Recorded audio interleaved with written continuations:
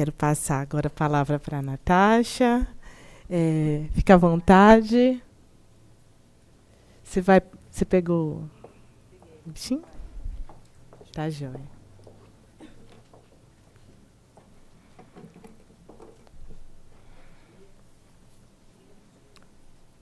Tá funcionando? Acho que não. Alô, agora sim. Bom dia a todos. Quero agradecer à Defensoria Pública, especialmente a Giovana, que fez o contato, né, para eu estar aqui. Fico muito feliz. Agradecer a Cláudia pela linda apresentação.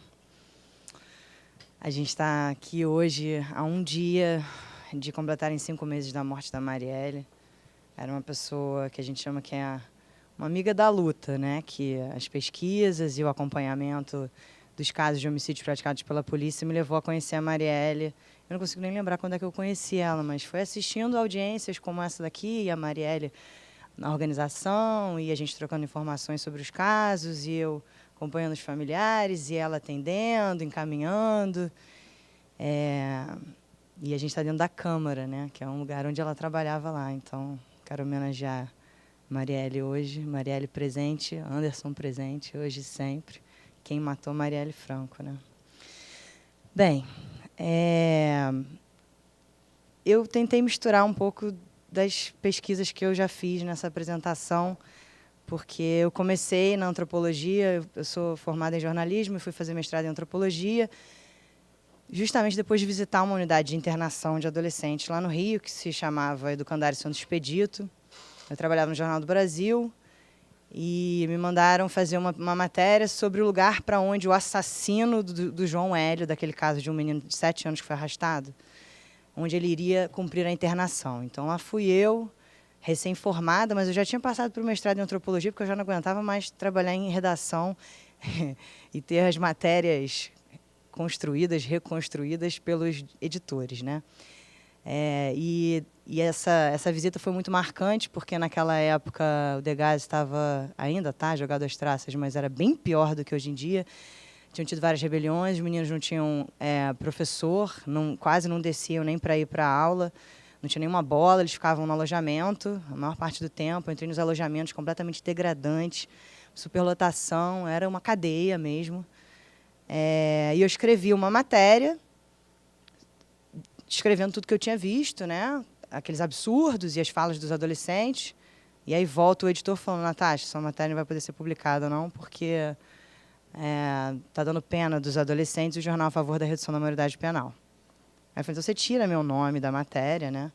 E se vocês fazem, se vocês quiserem ir com texto. Bem, eu já estava com o pé para fora, né? Mas aí, não por acaso, eu fui nesse dia lá e eu fui estudar. Eu mudei também meu tema de dissertação. E fui estudar a experiência da internação a partir do olhar dos adolescentes, né? Então, faz 10 anos isso, 11 anos. Eu fiquei durante 1 ano e 2 meses, semanalmente, em 2 unidades de internação dos adolescentes já cumprindo medida de internação. Eu sinto muita saudade de ir. Eu adorava ficar lá, trocando ideia e me colocando um pouco na pele deles, né? Tentando entender ali dentro as relações entre eles, os traumas e as moralidades, as regras, né? Porque também tem regras como uma cadeia, vocês sabem muito bem, né? Não pode isso, não pode aquilo, dia de visita, bababá. Então, foi um pouco, minha dissertação foi sobre a sociabilidade ali dos adolescentes, né? Menos sobre o sistema socioeducativo, mas, é claro, o sistema socioeducativo aparecia a partir da fala deles, né? E aí, ao mesmo tempo, eu trabalhava na UFRJ, no Núcleo de Estudos da Cidadania, Conflito e Violência Urbana, e a gente começou a fazer uma pesquisa sobre inquérito policial. Aí eu já estava no doutorado, pesquisando justiça juvenil, e aí a gente começou a frequentar a delegacia para acompanhar as investigações dentre os tipos penais, homicídio. E aí, para minha surpresa, acompanhando o trabalho de uma investigadora de homicídios, teve um dia que a gente passa horas lendo procedimentos, né?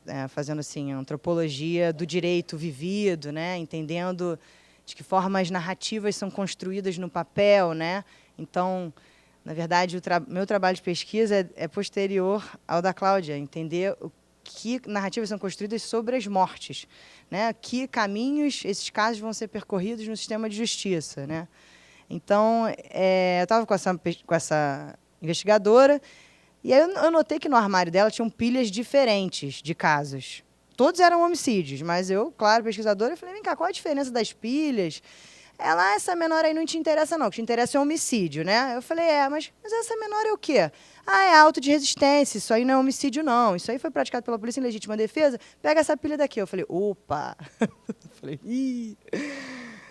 E aí nós, pesquisadores, começamos a debater sobre isso, porque tinham pessoas em diferentes delegacias, começaram a ver que nas delegacias era a mesma coisa, a gente estava fazendo pesquisa nas centrais de inquérito com os promotores, começou a ver que os promotores não liam esses casos, que os casos ficavam numa peregrinação entre a delegacia e o Ministério Público, procrastinando no famoso ping-pong, que vai e volta na justiça criminal. Vocês atuam na justiça juvenil, né? Mas na justiça criminal tem um prazo para ficar na delegacia. Em todos os casos, usar a paz também, enfim. Tudo tem prazo, mas fica no ping-pong, numa inércia, investigação nenhuma é feita. Então, eu fiz um mix, porque eu fiquei pensando que tanto a justiça juvenil quanto os homicídios praticados pela polícia, em situações em que eles registram como se fosse legítima defesa, são processos acusatoriais, né, contra jovens negros. São as mesmas pessoas que são acusadas. Vai mudar se ela é vista como autor, vítima, às vezes vítima e autor. Então, vou problematizar um pouco dessas construções, né, a partir dessa caminhada nos últimos anos, e eu acabei fazendo um filme sobre isso também, por conta da angústia de que a gente na academia fala muito entre si, não consegue falar para fora, então a ferramenta de um filme tem um potencial de dialogar muito mais, né? Então, vou passar um trechinho do filme também para mostrar um pouco desses processos sobre os quais eu estou falando. Pode passar. Não, eu que tenho que passar, né? Peraí. Opa, eu tirei sem querer? Fiz errado, gente. Bem, antes de eu passar a falar sobre o massacre, vou contar uma coisa que eu vivi no sábado, que eu acho que ilustra bem o que eu vou narrar aqui nesse slide. No Rio de Janeiro, a gente está num momento de intervenção federal militar, a gente tem um momento máximo de exacerbação da política do confronto, e eu estava na Cidade de Deus, no sábado de noite, para passar o nosso filme, com um coletivo chamado Resistência CDD, jovem, um coletivo de 1 ano e pouco, com uma rapaziada muito firmeza, resistindo, né? Bem, primeiro, para minha surpresa, eu frequento muito favela, e nesse dia me orientaram a pôr o pisca-alerta ligado na favela. Porque está tendo tanta operação que, para identificar quem é morador e quem não é inimigo, entre aspas, você põe o pisca-alerta ligado para dizer, não, a gente está aqui junto, né? E eu nunca tinha feito isso, apesar de entrar em lugares, ser de fora, né, ser branca, não favelada, entrar com carro, mas a gente abaixa o vidro, desliga o farol e liga a luz interna. Não precisava ligar o pisca-alerta. E aí, enquanto eu estava passando o filme, veio uma galerinha que tinha menino de chupeta de 3 anos, uns meninos de 7, 8 a 10 anos e alguns mais velhos, assim, já de uns 13 anos, né? E correndo, todos sujos, assim, com o pé sujo. Aí eles pararam para ver o filme, estava passando na quadra, aí eles pararam e estava numa cena que o helicóptero atira do alto. Aí eles ficaram, assim, arregalados, e aí olharam a bandeira das mães que estavam presentes, aí perguntaram sobre os meninos mortos, quem são esses meninos, eles são daqui da Cidade de Deus, não são? Eles eram envolvidos, não eram? E aí eu falei, vem ver o filme. Eles, não, a gente não pode agora. Eu falei, por quê? Porque a gente está numa brincadeira aqui de pique-esconde. Falaram para mim, pique-esconde, não era exatamente isso. E aí eu falei, mas por que vocês estão sujos? Porque a gente estava no meio do mato, está meio melado porque choveu, não sei o quê. Aí eles saíram correndo, eles viram um pouco do filme, aí teve um que queria ficar, alguns queriam ficar. Pô, mas o filme está interessante, aí os moleques morrendo, não sei o quê. Aí os garotos falaram, não, vamos voltar para a brincadeira. E eles estavam com um pedaço de pau na mão. Eles voltaram rapidamente para a brincadeira, voltaram para uma representação da realidade do confronto. Do confronto, não, das operações, mas da... Então, eles representavam um bando que estava fugindo de um ataque. E eles se carregavam... Vocês já devem ter visto isso em alguns vídeos da internet, mas eu vi ao vivo, então para mim foi muito impactante, porque eu não moro em favela, já tinha visto uma série de vezes o menino brincando, mas assim, naquela dinâmica de correria, os meninos com pedaços de pau olhando para ver quem tá vindo e atirava. Teve um menino que soltou um rojão para avisar que estava vindo a polícia. Eles estavam representando os traficantes ou meninos fugindo da polícia. Eles mesmos, eles estavam representando eles mesmos e outros, né? Mas foi tão impactante porque era tão real, tão realista, e ficava um na ponta, e ficava outro ali, e eles iam passando, vem, vem, vem, toda uma dinâmica corporal, né? Então, eles estavam representando, mas já estava internalizado neles toda essa lógica desse massacre cotidiano que eles vivem.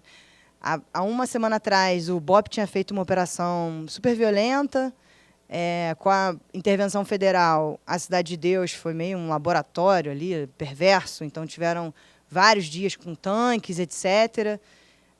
Várias chacinas recentes, né? Então, foi muito impactante ver isso naquele dia, né? E essa cena descreve um pouco do que eu queria começar explicando, né? No Rio de Janeiro, a gente tem essa espetacularização das operações, né? A gente tem não só caveirões terrestres, como caveirões aéreos. A Polícia Civil usa caveirões aéreos. Eles mudaram uma legislação federal em 2008 para trazer esse caveirão aéreo. São 3, são helicópteros que foram usados na Guerra do Vietnã. É um modelo atualizado, né? Eles foram até os Estados Unidos, tem até um livro escrito sobre isso, que os policiais civis contam a façanha de como eles conseguiram trazer um helicóptero blindado de lá dos Estados Unidos, mudando uma legislação, infelizmente, na época do governo Lula, tá? Diga-se de passagem, o ministro da Justiça, na época, possibilitou que uma polícia civil, que deveria investigar, usasse um helicóptero aéreo. Lá no Rio de Janeiro, aqui também deve ter alguma delegacia da Polícia Civil mais operacional. Lá no Rio de Janeiro, a Coordenadoria de Recursos Especiais, que é conhecida como PCMERG. A PMERG é a Polícia Militar e a CORE é a PCMERG, a Polícia Civil Militar, porque o que eles fazem é operação. O que não deveria ser, porque a Polícia Civil deveria investigar, usar inteligência, evitar atirar. Mas lá no Rio de Janeiro a gente tem cada vez mais a Polícia Civil, como a PM é vista como corrupta, a Polícia Civil quer ir para a rua sem a PM. Então eles estão fazendo tudo, o que é muito perigoso, porque investigar as mortes cometidas pela Polícia Civil é mais difícil do que investigar as mortes cometidas pela PM, porque é a própria Polícia Civil investigando a Polícia Civil. Bem, então, a espetacularização das operações versus a falta de investigação, porque o modelo da política de segurança pública que está em vigor nos últimos 15 anos no Rio de Janeiro é o modelo do suposto confronto, né? O modelo da operação, que não prioriza a desarticulação. Então tem quadrilhas? Bem, primeiro, vamos dar um passo atrás, né? O problema é a política contra as drogas, né? Uma guerra às drogas, que na verdade é uma guerra contra pessoas. Eu sou a favor da legalização, eu acho que boa parte dos problemas poderia ser resolvido a partir disso, mas a gente tem cotidianamente o uso de uma força bélica, um aparato bélico de guerra. Para quê? Qual é a eficácia de uma grande operação? Nenhuma, gente. Nenhuma. Primeiro que as operações são vazadas, ninguém é preso, não tem mandado de prisão nessas operações. Eles vão para a rua com raiva, querendo trocar tiro, querendo tentar... Não sei o que eles tentam fazer, gente. Eu estou pesquisando isso há muito tempo, eu não consigo entender a lógica das operações no Rio de Janeiro. Você senta para conversar com as pessoas e você fala, gente, mas então, a finalidade é manter o estado de coisas, né? A finalidade é mostrar o serviço que boa parte da população quer ver. O medo social está instaurado. Eu falo ali embaixo, a violência policial é legitimada, inclusive pelo sistema de justiça, a partir da instauração do medo social. Matérias de jornal que mostram, olha, uma pessoa foi roubar um celular e usou violência, esfaqueou não sei quem. Então tem que fazer a operação. Quando morre alguém no asfalto, ou alguém sofre um roubo no asfalto, imediatamente a resposta no Rio de Janeiro é operação, nas favelas. E no Rio de Janeiro a gente tem uma topografia diferente daqui, porque aqui tem periferia. Lá no Rio de Janeiro, a favela está dentro da cidade em todos os bairros. Então, é uma loucura. Eu moro no bairro de classe média, que infelizmente é onde o BOPE está sediado. Aí eu estou levando minha filha na escola e eu vejo o BOPE passando armado, de caras de balaclava, indo para a Rocinha, fazer uma operação. As minhas filhas já sabem o que é o BOPE. Porque você vive no Rio de Janeiro e todo mundo vê aquilo acontecendo diante de vocês, sabe? É desesperador. Então, a gente tem uma narrativa criminalizante das favelas como territórios conflagrados. Isso é um termo que o pessoal do direito, os operadores do direito adoram falar, era uma área conflagrada. O que é uma área conflagrada? É uma área que você está acusando que ela necessita ser pacificada. É uma área como se ela fosse violenta. Isso é uma acusação social dos territórios, está criminalizando os territórios inteiros. Lá no Rio de Janeiro tem mandados de busca e apreensão coletivos para as favelas. Isso é uma inovação do direito que, infelizmente, a gente criou no Rio de Janeiro. Quando tem uma operação, antes da operação, os policiais vão no plantão judiciário, os delegados, para conseguir um mandado de busca e apreensão coletivo. Ou seja, eles entram com o pé na porta, podendo entrar. É para a área inteira da favela. Então, tem mandado de busca e apreensão coletivo na favela, no Complexo da Maré inteiro, que são 16 favelas. Você não pode juridicamente contestar, porque teve um... E aí fica uma briga. A Defensoria faz um trabalho homérico lá no Rio, de conseguir, no plantão, também brigar contra esses mandados. E volta e meia eles conseguem. Mas é uma aberração jurídica. Você, para entrar numa casa, você tem que ter um mandado de busca naquela casa. Então, no Rio de Janeiro, o sistema de justiça permite, com a assinatura do juiz, que as polícias entrem onde elas quiserem nas favelas. E aí as violações, é uma enxurrada de violações, né? Então, a lógica da guerra, que é anunciada por policiais, pela mídia e pela sociedade, né? Porque a sociedade fala, nós vivemos uma guerra, o Rio de Janeiro está em guerra. Não sei que guerra é essa, gente, isso é um genocídio. Não é guerra, guerra tem lados, né? Mas o processo social dessa narrativa da guerra está criando inimigos públicos. Assim como na ditadura o inimigo público era o subversivo, né? A Vera Malaguti falava sobre isso, que da transferência do inimigo público que era o subversivo, né, na época da ditadura, e agora, na nossa era supostamente democrática, que de democrática não tem nada, a gente tem o traficante como inimigo público número 1, né, o bandido, e o menor. Porque o menor é a sementinha do mal. Ele já olha só como ele é mal, desde pequeno ele está empunhando uma arma, né? Está seguindo... Não tem mãe, não tem pai? É acusação, né? Tem mãe, está trabalhando na Zona Sul, onde estão as pessoas ricas, lavando, privada, cuidando dos filhos das pessoas. Não tem tempo de olhar os filhos, mas...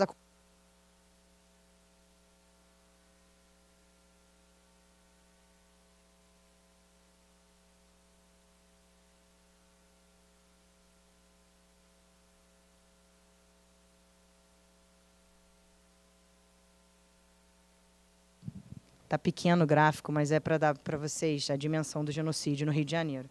Infelizmente, a gente é o estado em que a polícia é mais letal no Brasil todo, e eu tenho certeza que é no mundo todo, gente. Nenhuma polícia mata em serviço do jeito que a polícia do Rio de Janeiro mata. Ano passado foram 1.127 mortos. E esse ano, a gente já de janeiro a junho, foram 766 pessoas mortas. São 4 pessoas mortas por dia pela polícia, em situações em que a polícia chega na delegacia e fala: eu matei em serviço, foi legítima defesa, revidei uma injusta agressão. Ponto final. Lembra daquela policial lá que eu investigava? Que eu pesquisava, que supostamente investigava? Ela não vai fazer nada, assim como os policiais que vão investigar esses casos. Você lavrar um auto de resistência significa que você tem legitimidade, você tem fé pública para sair pela porta da frente da delegacia. As armas dos policiais sequer são apreendidas. Não há perícia de local, não há uma... O que se faz... Imagina se uma pessoa comum entra numa delegacia e apresenta a seguinte frase: eu matei uma pessoa. No mínimo, o delegado vai regalar o olho e falar: não, vai segurar a pessoa até entender exatamente o que aconteceu, e a pessoa provavelmente vai sair presa de lá. O policial não sai preso. Muito dificilmente ele sai preso, só em casos que eu vou mostrar que houve alguma força empurrando no sentido contrário às engrenagens do sistema de justiça que levam ao genocídio e à legitimação das mortes. Mas tem algumas forças que estão empurrando essas engrenagens para parar isso. E às vezes é possível. Aqui eu quis mostrar um pouco da curva das apreensões de adolescentes. Olha quantos adolescentes foram apreendidos em 2015 no Rio de Janeiro. 10 mil adolescentes levados para a delegacia. 10 mil! Gente, isso é surreal. Agora, teve um pico muito grande, que foi principalmente numa época em que a polícia estava presente nessas supostas unidades de polícia pacificadora, e o que a polícia fazia? Ficava levando adolescente para a delegacia. Porque traficante não prendia, não. Traficante de verdade ninguém prendia. Porque o arrego foi restabelecido. Arrego é pagar, né? Para não ser preso. As UPPs serviram para o seguinte. Mudou o arrego do batalhão para a UPP. Aí depois teve briga entre o batalhão e a UPP. Então, no Rio de Janeiro, tem uma companheira que vai dar uma palestra aqui, que é a Carolina Grilo, que fez pesquisa comigo no UFRJ, que ela fala sobre a oscilação entre o arrego e a bala. O arrego e a bala. Os homicídios tiveram uma leve queda no Rio de Janeiro após o processo de implementação das UPPs. Não foi por causa da UPP, foi por causa do arrego, gente. Tá? Só para deixar claro, porque tem alguns pesquisadores que falam, UPP...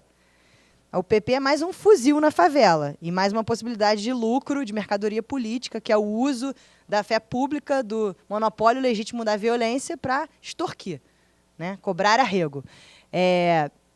E se vocês veem, em 2007, que foi um outro pico de homicídios, que a gente teve 1.330 homicídios pela polícia, depois começa a decair os homicídios e as apreensões aumentam. Em geral, quando a polícia prende mais, significa que ela está atirando menos. Quando ela atira mais, significa que ela está prendendo menos. Nesse momento, ninguém está prendendo ninguém. A polícia só está entrando atirando em todos os lugares. Né? Por mais que a gente tenha um aumento de apreensões, que isso não seja eficaz, que a gente sabe que, na ponta, são as mesmas pessoas que estão sofrendo com esses processos de criminalização, seja pelo encarceramento, porque o encarceramento é uma forma de genocídio também, né?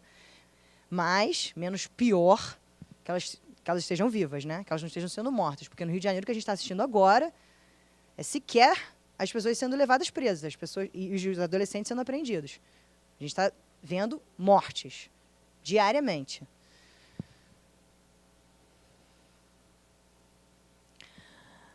E aqui eu vou trazer algumas falas dos adolescentes com quem eu conversei em unidade de internação, trazendo um pouco dos traumas que eles viveram nessa relação com a polícia, né?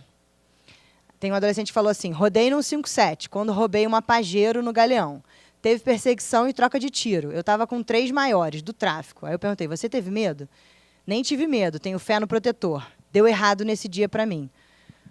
Quando o maior foi sair do carro, o PM atirou no peito dele. Vi ele caindo do meu lado. Deu uma tristeza no coração, mó dor no peito.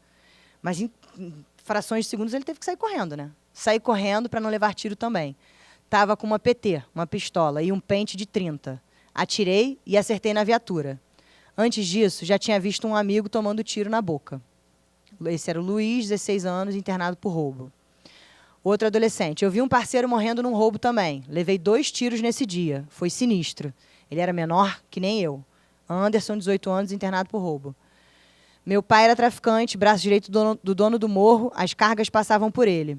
Ele morreu numa troca de tiros. Quando eu vi meu pai deitado no chão, morto, baleado, pensei, agora eu vou me revoltar. Eu é que vou pegar os cana. Eu ficava em cima da laje, só com arma grande, esperando eles vir para atirar. Júlio César, 18 anos, internado por roubo. Opa, peraí que eu voltei sem querer. Bem, a gente tem, vocês que trabalham com os adolescentes, vocês devem escutar isso diariamente, né? Relatos de coisas que aconteceram com outras pessoas e que geram muita raiva, né? Esses traumas causados a partir da vivência de violações, seja com eles, ou com parentes, ou com amigos, ou com vizinhos, ou com pessoas que eles não conheciam, mas que moravam na mesma comunidade que eles, gera muita revolta. Muita revolta, muita vontade de fazer justiça com as próprias mãos. E desesperança, né? Então, a fala deles traz essa carga de dor, essa carga de vi a morte na minha frente, né? Podia ter morrido. Esse processo de desumanização que eles vivem. E, ao mesmo tempo, eles narram que a polícia é inimiga. A polícia é cana, a polícia é verme, a polícia é alemão. Então, se eles sofrem, por um lado, um processo de desumanização, em que a polícia os trata como objetos, como sujeitos matáveis, eles também acabam vendo a polícia como um ser eliminável. Porque, diante de tantas violações, você quer exigir que o menino goste da polícia? É demais para um adolescente, né? É demais. Tendo vivido isso tudo, é de se compreender a revolta né? E de onde é que vem essa construção dessa fala desse adolescente? Ele não é mau, ele não está ali falando aquilo só pela fala dele. Ele está falando por várias outras violações, sofrendo por várias outras pessoas. Né? Ele é um processo social, ele é fruto desses processos sociais e de tudo isso que ele testemunhou com tão pouca idade. Né? Então, às vezes, pode ser muito impactante ouvir a fala de um menino de 13 anos falando com muita raiva de que quer matar o policial, mas veja bem o que ele sofreu. Veja bem o que esse policial já fez na comunidade onde ele mora. Né? Então, eles têm uma descrença muito grande no sistema de justiça, porque é esse sistema de justiça que ou está levando eles, ou está esculachando, ou está levando eles apreendidos, às vezes por nada, forjado, ou está matando seus pares, né? E aí o justiçamento com as próprias mãos, que é o que a polícia faz. A polícia faz um justiçamento com as próprias mãos. Né? Então, em muito poucas situações, os adolescentes e os maiores fazem o justiçamento com as próprias mãos. É muito maior o volume de justiçamento feito pela polícia do que por outras pessoas. Para vocês terem uma ideia, falam, no Rio de Janeiro está morrendo muito policial, fora de serviço, tá, gente? Em briga de milícia, briga de marido e mulher. Por quê? O policial anda armado. Então, qualquer coisa, saca a arma. E aí dá troca de tiros e eles morrem. Fora de serviço. A taxa de policiais que morrem em serviço é pequenininha. Foram cerca de 30 ano passado. O volume é um civil morto. Não, um policial morto, para cada policial morto, 30 civis mortos. Olha a proporção. Por isso que eu falo que não é guerra, isso é um genocídio. Proporcionalmente, é um policial morto para 30 jovens negros favelados mortos. Essa é a proporção oficial no Rio de Janeiro. Então, a gente não pode falar de guerra. A gente tem que falar de massacre.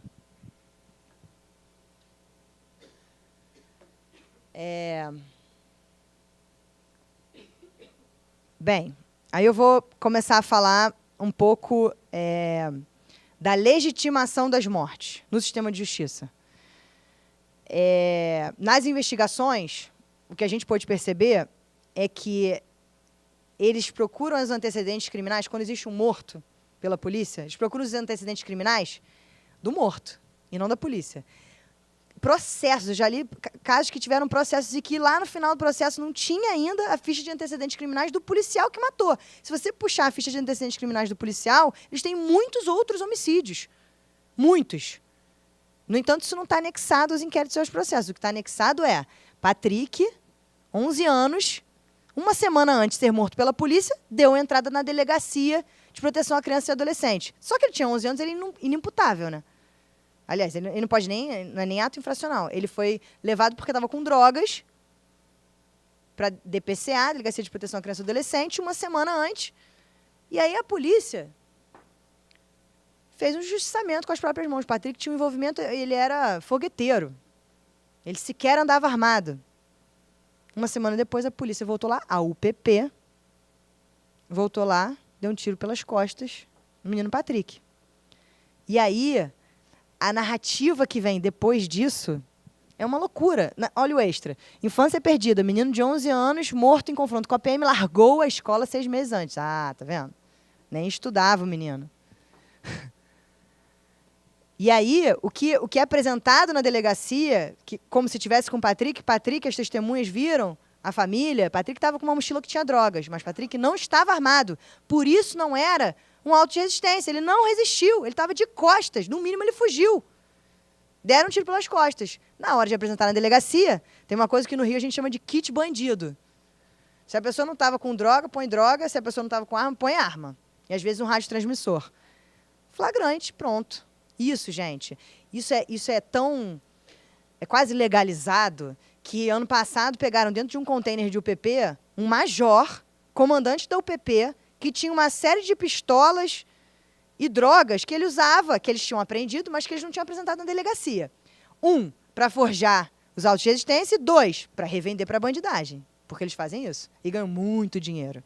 É como se eles sequestrassem as armas e cobrassem para dar de volta. Então, tem o kit bandido, tem a fraude processual também. Por quê? Tiraram Patrick do lugar. E aí tem o tal do falso socorro. Ah, ele estava com sinais vitais, levamos para o hospital e morreu a caminho do hospital. eu analisei muitos procedimentos, e aí o boletim de atendimento médico diz, já entrou o cadáver. Significa que ele já estava morto. E a polícia desfez a cena do crime, isso é fraude processual. Isso acontece na grande maioria dos casos. E aí eles falam, eu prestei socorro, ou não dava para deixar o corpo ali porque lá é área conflagrada, aí vem evocando todas essas criminalizações do território. Não dá para fazer perícia de local lá. Mesmo quando você retira um corpo da cena do crime, ficam projéteis, ficam marcas. Aí você pergunta para a Polícia Civil, para o Ministério Público, por que não teve perícia? Porque não dá para fazer perícia lá não, porque lá é uma área conflagrada, lá não dá para entrar não dá para fazer nada na investigação, não dá para ouvir outra testemunha. Quem são as testemunhas? São os policiais. Então, o caso Menino Patrick estava nessa inércia entre a delegacia e o Ministério Público, até que os familiares que lutam por justiça fizeram um protesto na frente do Ministério Público e pediram para que os casos fossem investigados por um grupo especializado. E aí eles conseguiram que o caso do Patrick fosse para esse grupo especializado e teve uma denúncia recente. Não fosse o ativismo das mães, teria sido arquivado. Se é que não vai ser arquivado ainda, tá? Significa que ele passou pela peneira de chegar a ter uma denúncia. É a maior parte, porque o sistema de justiça é assim, é um funil, né? Tem toda a subnotificação, tem o que é notificado, o que vai passar pelo Ministério Público, que vai apresentar uma possível denúncia, e depois o que vai ter condenação ou não. Eu acho muito difícil porque o menino Patrick foi levado para a delegacia uma semana antes da morte dele, acho muito difícil, infelizmente, um júri popular condenar os policiais.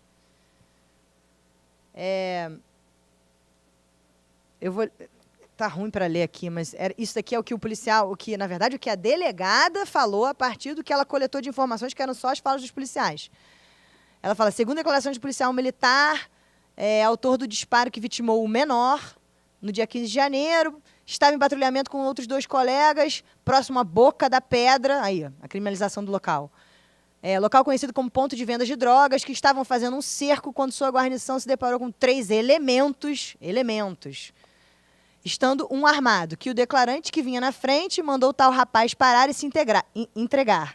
Que tal rapaz, ora identificado como Patrick Ferreira de Queiroz, levantou a pistola que carregava, apontando para o declarante, que para se proteger, efetuou apenas um disparo com um fuzil FAL 762, numeração que portava na direção de tal elemento. Que o marginal, olha como ele vai ganhando contornos de que ele estava resistindo. Que o marginal carregava uma mochila nas costas com o impacto do disparo, veio a cair para trás, vindo a falecer em seguida. Nesse caso, eles disseram que ele faleceu em seguida. Que, em seguida ao disparo, os 2 elementos que acompanhavam a vítima fugiram para o interior da favela. Que tal elemento não portava nenhum documento de identidade e, ao ser vistoriada a mochila preta que o mesmo carregava, foi encontrado material entorpecente, além de certa quantia em dinheiro, que foi arrecadada pelo perito. Que, próximo ao corpo, foi encontrado um triturador de maconha e um radiotransmissor. Que a pistola de marca Bersa, estando com 5 munições de 9 milímetros intactas. Que o local foi preservado até a chegada da perícia. Isso aqui é porque a população viu, tá? Que eles não desfizeram a cena do crime. Que, em geral, é desfeita. E posterior remoção pelo Corpo de Bombeiros. E aí o final, sob comando do sargento tal, que após tal elemento ser baleado, populares chegaram ao local e comentavam que a vítima era o bebê monstro. Seria o vulgo, segundo a polícia. Aí eu fui conversar com o pai, mas vem cá, o bebê monstro... porque ele fazia careta, ele fazia assim, ele gostava de brincar, ele era brincalhão, ele era meio mal-humorado, assim, então fazia umas caras assim. E aí, isso foi a delegada que escreveu. Isso aí é um parecer, um despacho que ela fez para explicar por que ela não fez um flagrante e decidiu por lavrar esse homicídio decorrente de intervenção policial, que significa que o policial não vai ser preso. Então, ela estava legitimando isso aqui a partir, isso é um corte e cola do depoimento do policial. Então, a cada folha, esse corte e cola vai sendo construído enquanto verdade jurídica. Vai virando prova, né? Tudo é construção, tudo é versão. O que eu estou falando para vocês é uma versão do que eu vi na delegacia, né? A gente está o tempo todo construindo os relatos, os accounts sobre o que aconteceu. Mas aqui é muito sério isso, porque essa construção é baseada na versão dos policiais. E lá na frente vai ser arquivado, a maior parte dos casos vai ser arquivada a partir dessa construção. Vai virar verdade jurídica com a chancela do juiz que vai arquivar. Agora eu queria passar o trechinho do filme porque eu vou mostrar para vocês um caso que tem essa duplicidade, né? Entre uma acusação contra um sobrevivente e um morto que foi vítima de homicídio. E a gente vai problematizar isso depois. Querido, dá para você dar o play lá no vídeo, por favor?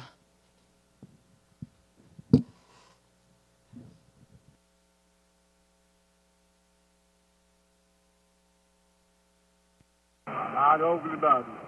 Cuidado, taca-lhe pau, Marcão. Ah, bomba de esporte de parada. Não brinca, não. É, tá de banca. Ah, mas blocar ele na eco, viu, mano?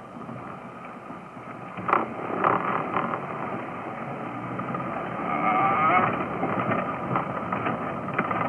E o mundo se acaba.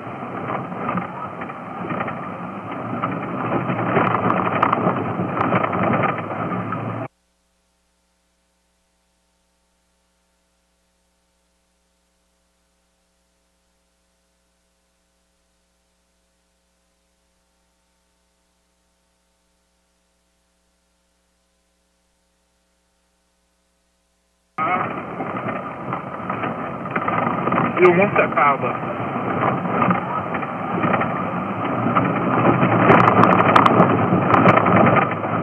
Parazol.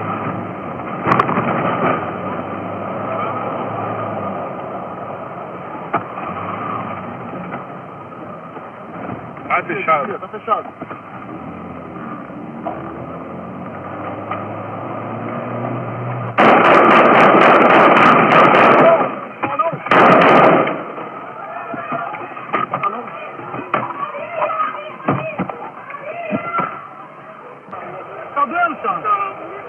Ai, calma.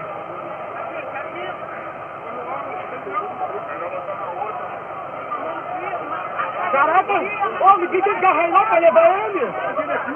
Tá demorando, tá com muito ansioso.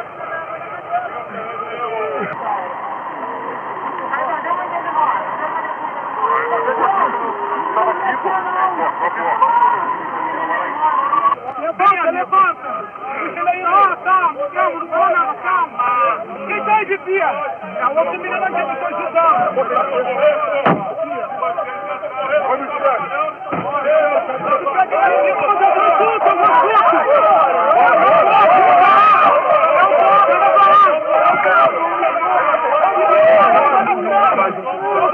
Calma aí, aqui vai polícia, aqui vai polícia!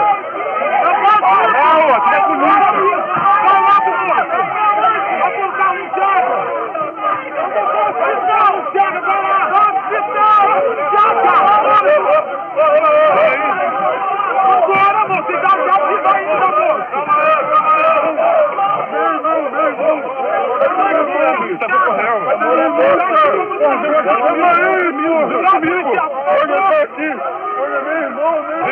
Vem, Gil, entra aí, Gil.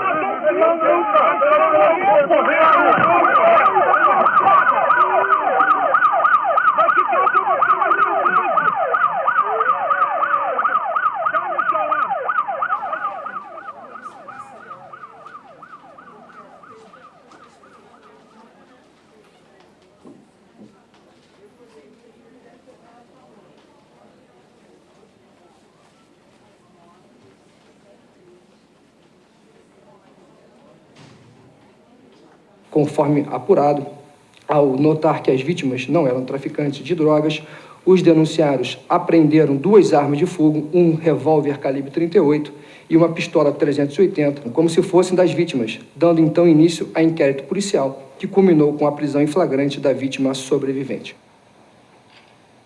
Boa tarde, Chauã. Boa tarde. O que aconteceu nesse dia envolvendo o senhor Alain e os policiais? Então, doutora, boa tarde para todos. Aconteceu que a gente estava na porta de casa, né? Conforme estava sem luz desde as 8 da manhã até as 11 e pouca da noite. Foi quando eu cheguei do trabalho, o Alain foi até a minha casa, até a casa onde eu estava, e perguntou se eu queria ir ao shopping com ele para comprar um perfume. E até então a gente foi no shopping, compramos o perfume, voltamos.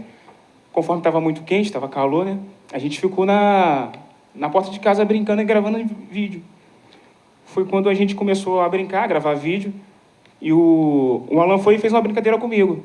Ele falou assim, conforme estava sem luz, botava a luz da câmera no meu rosto e tirava. E falava assim, camuflagem, camuflagem. Eu falei, que isso, cara? Para com isso. Foi na hora que eu fui correr atrás dele e ouvi o disparo. Qual foi, Xauã? O Xauã, foca no Xauã.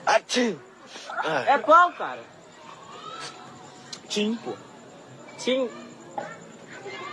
Qual? Qual é a graça do bagulho? Qual é a graça? Tô achando uma graça. Não entendi, mas adora. Não. Cadê? Filma aqui. Cadê a graça? A graça? Olha pra mim sem rir. Tá lá no borracheiro a graxa. Dá um sorrisinho pra aparecer. Camuflagem. Camuflagem.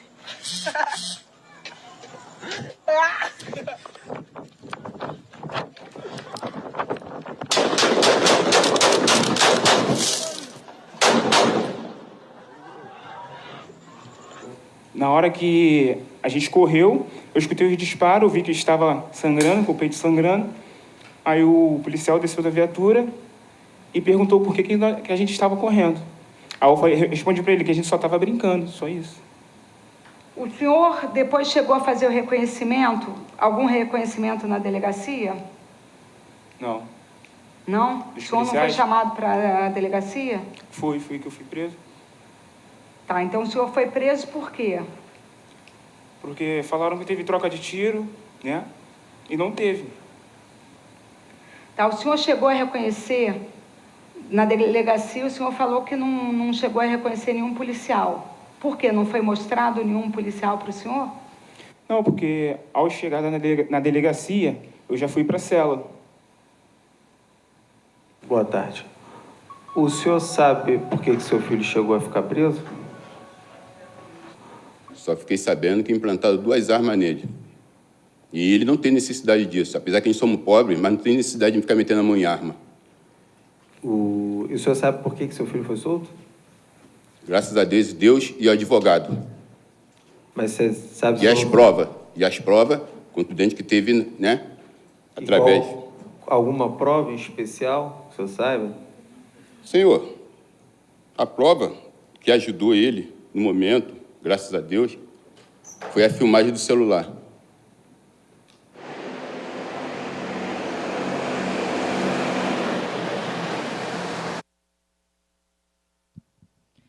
Se não tivesse a filmagem de celular, provavelmente Xauã seria um dos 51 mil presos que o estado do Rio tem.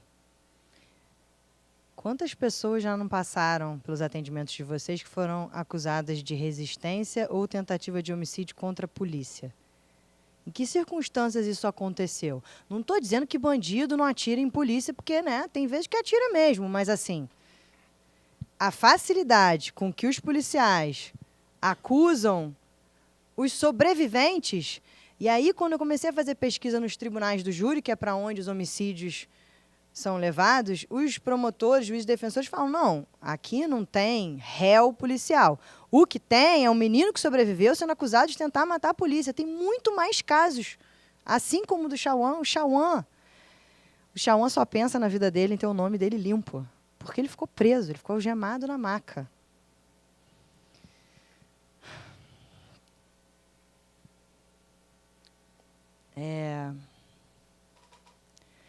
Eu já falei um pouco sobre isso, eu vou passar porque a gente está em cima da hora, né? Mas para fazer um apanhado, quando os jovens são acusados, a maioria é condenada ou tem que cumprir uma medida socioeducativa somente a partir do depoimento dos policiais.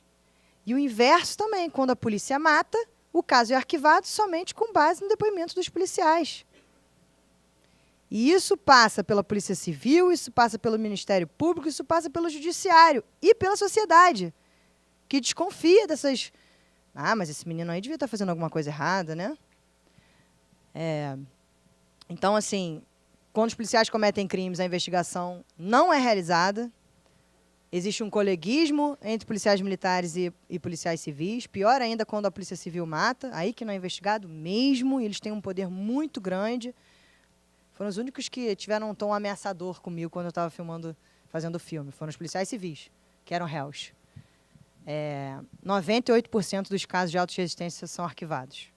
Ou seja, o Ministério Público corrobora com os processos que legitimam as práticas genocidas cotidianas. E aí, com a UPP, no Rio de Janeiro, a presença constante dos policiais que matam no território, isso gera mais medo ainda das testemunhas irem depor. Muita gente fala, não, agora tem UPP, tem menos morte. Eu falei, gente, não só tem morte, como agora ficou inviável em algumas situações que haja uma outra versão que não a da polícia, porque o policial passa ameaçando todo mundo. Então, os familiares que atuam nesses casos, que conseguem convencer testemunhas a irem depor, eles fazem um trabalho de base de militância incrível. Né? Os sobreviventes são acusados de resistência ou de tentativa de homicídio. Muitas vezes, a maior parte das vezes, são levados presos. Eu conheci uma mãe na semana passada que ela perdeu o filho de 14 anos, morto em Manguinhos. Ele e o primo foram atingidos. Um foi para a UPA e o outro foi para um hospital. Quando o filho dela morreu, a polícia ficou sabendo que o filho tinha morrido. Correu para o hospital para prender o primo. O primo foi preso, ficou preso 3 meses. Só que aí, olha o que aconteceu. Eu não acreditei. Ele foi inocentado, ele foi acusado de resistência, de porte de arma, não apresentaram a arma. Foi tão ruim a versão dos caras que eles não apresentaram a arma. Em juízo, 5 policiais contra o menino, 3 moradores de Manguinhos, o menino foi inocentado. É possível barrar o sistema de justiça. Só que, né, é uma luta diária. Os policiais, por sua vez, geralmente respondem soltos aos processos, ao contrário da juventude negra, pobre, favelado, policial, o que deveria ser para todo mundo, né? Responder, ser visto como inocente, né? A presunção da inocência, responder em liberdade. Mas por que isso só acontece com os policiais? E com quem tem dinheiro, né? Mas há a possibilidade de desconstruir a versão policial, como eu estava falando para vocês. Alguns promotores e juízes, pessoas que têm uma atuação diferenciada. Eu conheci um juiz que discordava do pedido de arquivamento. Ele olhava o auto de exame cadavérico e falava, não, peraí, vários tiros pelas costas, tiro com orla de tatuagem, que significa que foi a curta distância. O juiz discordava do pedido de arquivamento do Ministério Público, mandava voltar para o Ministério Público. E aí, muitas vezes, quando voltava, tinha uma denúncia. Ou seja, um juiz exercendo o papel dele de ler o auto de exame cadavérico, que quase nenhum juiz faz. Então, eu conheci um juiz assim. Tem alguns promotores que percebem que em suas regiões, né, a polícia está com um comportamento de grupo de extermínio, né, e que um determinado batalhão, determinados policiais estão matando muito, eles juntam os casos e aí é difícil denunciar um caso separado. O que eles fazem é juntar vários casos e aí usam a mídia, né, para falar, ó, vou denunciar, porque quando sai na mídia tem mais chance do juiz aceitar a denúncia. Porque também, depois que o Ministério Público denuncia, tem alguns juízes lá no Rio que não aceitam a denúncia. Tem um juiz, vou falar o nome dele, Alexandre Abraão, da 3º Tribunal do Júri. Ele não aceita denúncias que têm indícios claros de execução, arquivou o caso daquele do helicóptero do matemático, louvando o serviço aéreo da Polícia Civil, dizendo voo e sair. Então o judiciário tem as mãos sujas com os sangues dos filhos de todas essas mães que perderam seus filhos vítimas de genocídio. Cada canetada equivale a um fuzil. A gente tem um advento dos grupos especializados, tais como um grupo muito ativo lá no Rio, que é o NUDED, da Defensoria, o Núcleo de Direitos Humanos.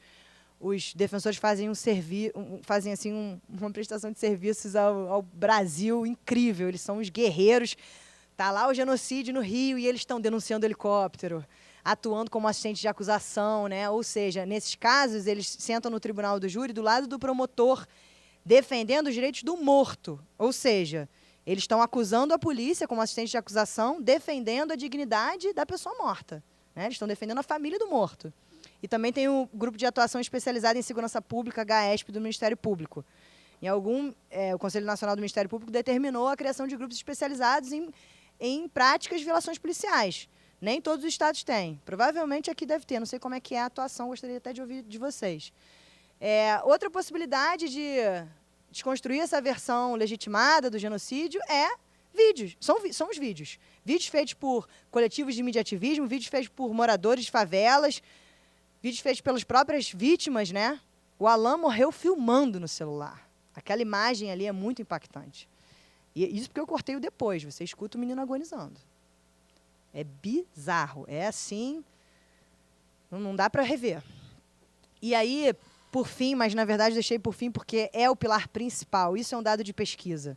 Um dado que está no livro que a gente escreveu, Quando a Polícia Mata. O ativismo das mães e dos moradores de favelas é um fator essencial para empurrar essas engrenagens que estão legitimando as mortes. É quando a comunidade vai à delegacia, porque a delegacia não vai à favela. Mas se a favela se mobiliza, né? Então, em Manguinhos, por exemplo, tem o Fórum Social de Manguinhos, que está há mais de 10 anos. Mais de 10 anos não, já tem mais de 20 anos. As Mães de Manguinhos, que são um grupo novo. Eles vão na casa, vamos lá na delegacia, pega pela mão, leva na delegacia. Acabou.